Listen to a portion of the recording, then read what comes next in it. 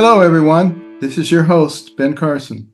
The American Cornerstone staff has been hard at work creating a new podcast for our listeners and subscribers called Heard on West Exec. This podcast revolves around our Executive Branch for America program. Through interviews with former executive branch appointees, listeners will get an inside view of how the executive branch works, learn about the different roles that are needed to make the executive branch a success, and hear stories from folks that have witnessed history in the White House and our federal agencies. Episodes of the new show will air weekly and can be found on all streaming platforms or by visiting americancornerstone.org. Please go give them a follow and click that subscribe button. We hope you enjoy. God bless.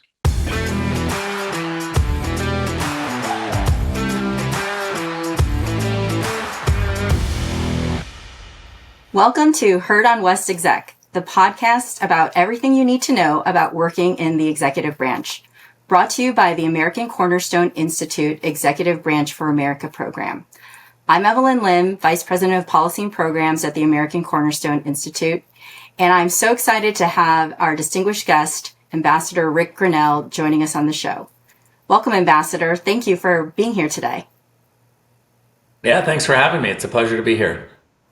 So you've had a very distinguished career in the executive branch, serving at the highest levels of public service in our government. Tell me about your career path. My career path? Well, I was always interested in politics and the media and did a variety of political jobs. I think a turning point for me was in 2001.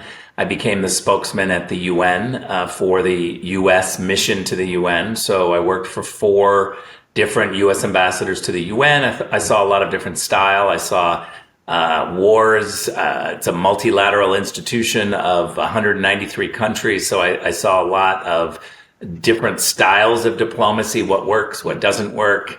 And then after 8 years of working there and at the State Department, I joined in on the Trump campaign in 2016 and worked really hard for Donald Trump. I believed that President Trump at the time was somebody who learned the lessons of the Iraq War and of Afghanistan and the problems of trying to take democracy, our type of democracy, and move it into other countries without kind of a flavor in that country. We were exporting our style of diplomacy of democracy, and it really wasn't working.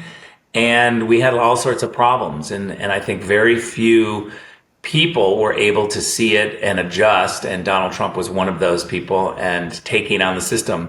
So I really, I think, was moving in that same direction at the same time Donald Trump was on the rise, and I joined the campaign, and from there. I think it was an incredible ride. President Trump won in 2016, as everyone knows. And then I became U.S. ambassador to Germany. And then he asked me to be acting director of national intelligence for a short period of time while they found a DNI, a permanent DNI. And I did that for 3 or 4 months under the condition that they would find somebody else. It really wasn't my top desire to do that job, but I said that I would do that. And now I'm in the private sector. So that is a lot of stuff for us to talk about on this podcast. So this podcast is really supposed to be about how the executive branch works. And everybody talks about how personnel is policy. And obviously I think that is part and parcel about the policies and following the policies of the president.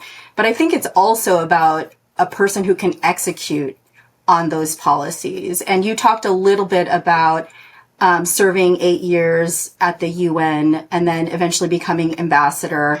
How did those years prepare you for one of the, I think, coolest jobs in the executive branch, being the ambassador? It certainly has a very cool title, but how did it prepare you for kind of the diplomatic mission of being an ambassador? Well, certainly I saw for 8 years, I worked inside the Security Council. There are 15 members of the Security Council, and they rotate. 10 of them rotate every 2 years. And so what's really interesting is I got to see all sorts of styles of diplomats, right? There were so many foreign ministers that came through, heads of state, and ambassadors. So 193 countries, each having an ambassador, and I was there for 8 years. I saw hundreds of different diplomats, how they interacted with each other, how they made their arguments, how persuasive they were, how persuasive they weren't, how they were able to articulate the policy. Were they too detailed? Were they not detailed enough? And how they interacted with their staff and the media as a part of this. And so I really got to learn for 8 years what works and what a real good representative of your country looks like. And the lesson that I've learned is that at 193 countries, there's 192 countries that do not apologize for pushing their own policies.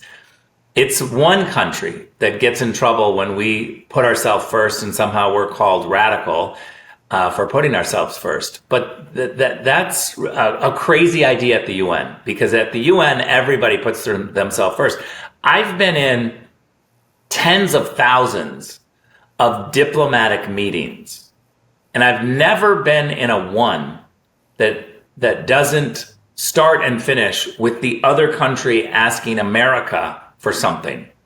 They want something from us. They articulate it. They're really good at zeroing in and saying, this is what I need. You need you to vote this way. I want this program. We need more money for this. They know how to ask. And so I learned that if you're going to represent your country and the taxpayers are paying you to represent your country, you better represent them.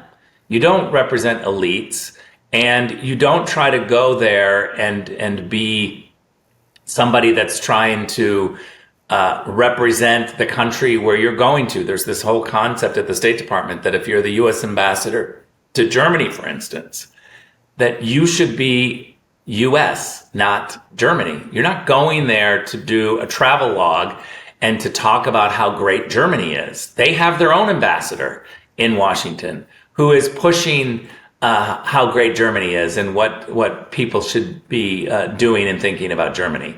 It's our job as U.S. ambassadors to represent America and the American government and the American president and the American people. And so I was just really clear-eyed after working at the UN of what works.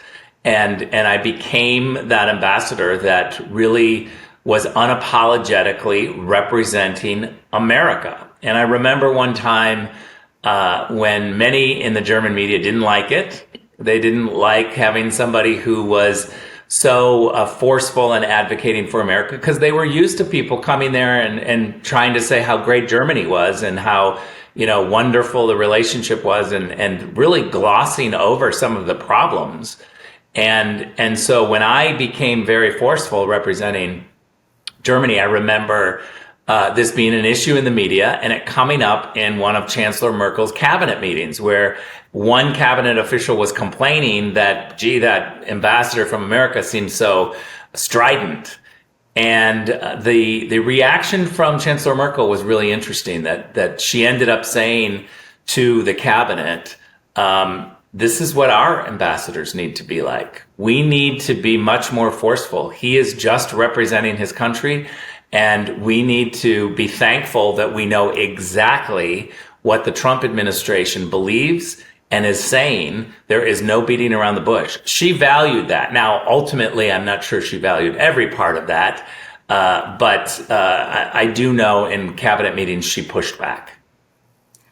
I do see that as being something that would be very helpful, is just knowing a clear policy coming from the United States. Obviously, I think that goes back to having a president that is also very clear in what he wants, which I guess makes it easier for you to do your job. But generally, you mentioned taking on kind of the system. I see that in many ways. That could be not only the media, how Europeans view Americans, but also within the State Department. That's a different way of doing business from kind of decades of diplomacy. Look, I'm not a fan of Washington, D.C. I don't like living there. I've always tried to live there as little as possible.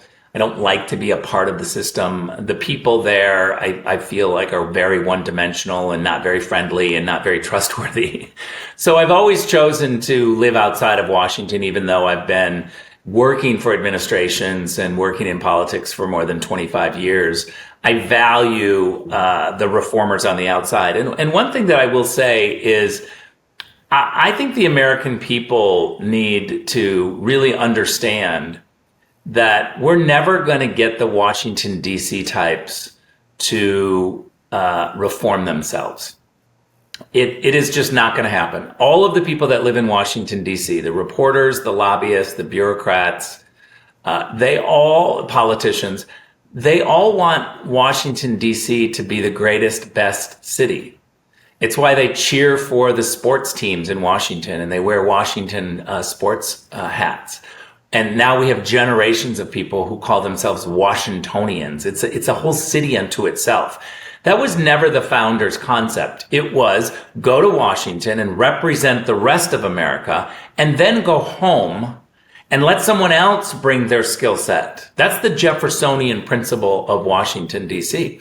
But we don't have that right now. We have people who live, work, go to church, go to school, and they're all in Washington. They want that city to be bigger and better.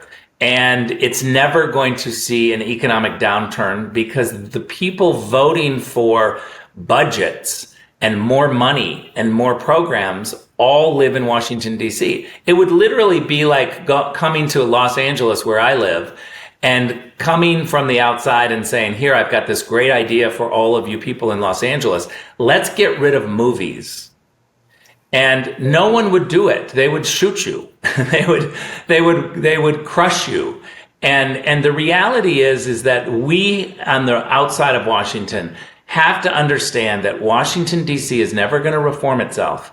The only answer is to send people from the rest of America to Washington, D.C., who are committed to having their social life, their church, their family back home, not in Washington, D.C. And that's how we're going to bring the flavor of America and the values of America to our government. I view it very much like the Hunger Games. It's a good analogy. I also live outside of D.C., and I try to only go back very minimally when I'm asked to. I think I agree with you. I think it's also just having a good perspective of talking to people outside of DC about how their government is working. And one of the interesting things I think is that they're always shocked when you tell them stories about some of these things because like you said, they believe that the government is kind of just seeking our best and we're all kind of, going forward, seeking what's best for America. And I think sometimes, unfortunately, that's not always the case. Just to talk a little bit about your tenure as Director of National Intelligence, it is, as you mentioned, it was a short tenure, just taking that on at the request of the president. I think people don't really understand, obviously, because there's not a lot that is known about the intel community. But from what you can tell us, how is that really organized, and what's kind of like a day-to-day in the intel community? Well, kind of pivoting off Washington, D.C., the system that doesn't always work. My first intelligence briefing was in 2001. I've had tens of thousands of briefings. It is I've seen raw intelligence from all sorts of different sources and on different issues. and I've been doing it since 2001. But when I was asked to be the acting director to come in while we found a replacement, the media immediately jumped on me and said he doesn't have any Intel experience. To which my comment was, actually, I'm an expert on the consumption of the intel, which is the whole purpose of why we have intelligence. The whole reason we have intelligence is to inform our public policy officials of factual information that they may not have access to so that we can make better public policy decisions. Intel exists for public policy officials. As the consumer, for decades, felt like I was actually the perfect person to come in and reform for a couple of months. I could have had the job as DNI if I wanted it as a permanent job, but I didn't want that. And I said no, but I knew that the president needed a change immediately, and needed someone to come in a temporary fashion while they found a permanent. So I agreed to do that.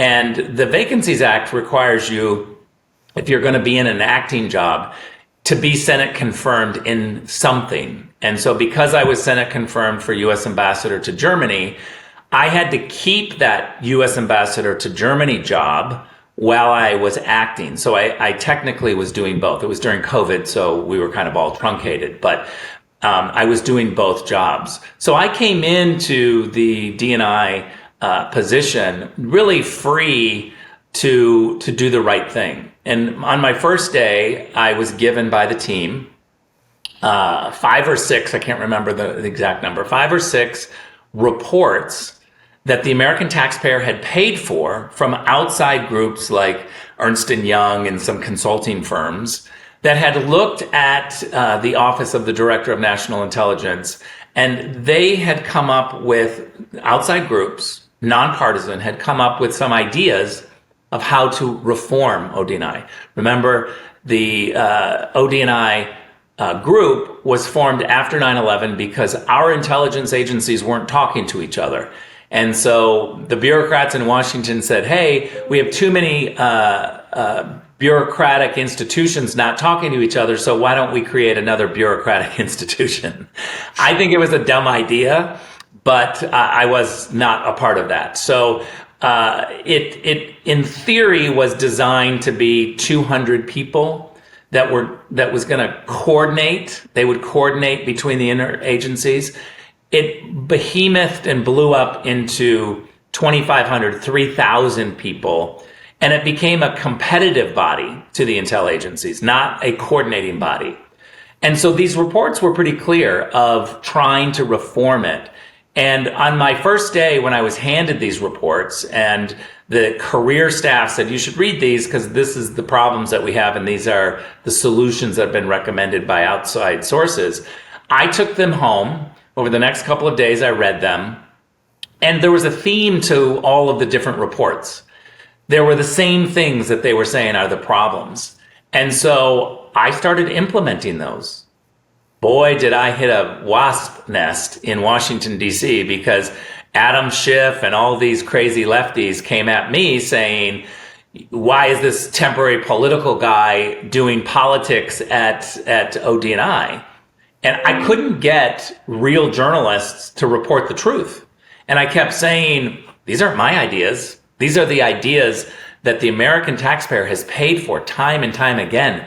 And no one in the positions before me had enough backbone to implement these. It took the temporary guy who didn't need to be confirmed, who didn't need the applause of Washington, D.C. to say, there's some really good ideas here that are not partisan.